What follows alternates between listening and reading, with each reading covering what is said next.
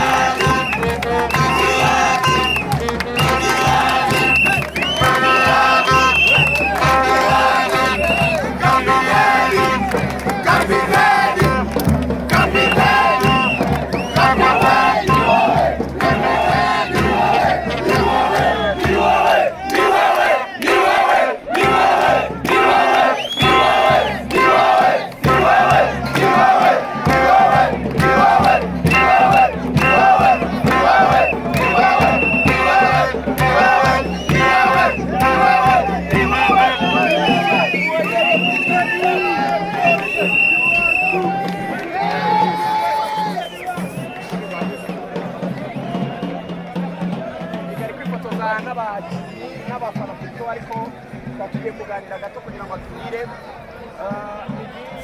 icyambere nabanza kuvuga ni nubwo washoje kariyeri ariko felicitation wagize kariyeri nziza, kariyeri mu by'ukuri irimo byose. Tubwire ibanga ryatumye uri umwe mu bakinnyi bafatwa nk'icyitegererezo mu banyarwanda, imyaka myinshi ukina kandi ukina byo ku rwego rwo hejuru.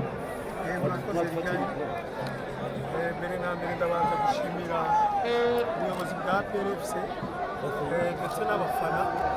Biragoye kugira ikintu umuntu yavuga ni ikipe nabayemo, yigezemo ndi umwana mutoya cyane, bamfashe nk'ababyeyi. Icyo nari nkeneye cyose barakimpaye kandi ku gihe, nanjye numvaga nta kindi nari kubaha uretse kubaha ibyo nari mfite byose. Icyangejeje kuri ibi byose kugira kariyeri nziza havuga ko ari disipurine nicyo cya mbere. Si n'umupira gusa, ikintu cyose umuntu akoze kitarimo disipurine ntabwo kigenda. Cyabifashijemo ni disipurine, gukunda akazi kuko nta kandi kazi nari nizeye nyuma yo gukina umupira.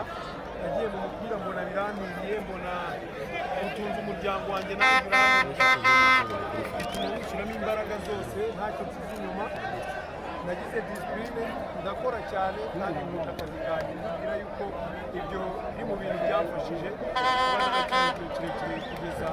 Ushaka kuringaniza imiterere yawe, dufite produit zagufasha. Urashaka kugabanya ibiro, kongera ikibuno aribyo bita nyashi, cyangwa ushaka kugira mu nda zero, ndetse n'abagabo bashaka kongera ingano y'igitsina, izi produit zagufasha kandi mu gihe gito.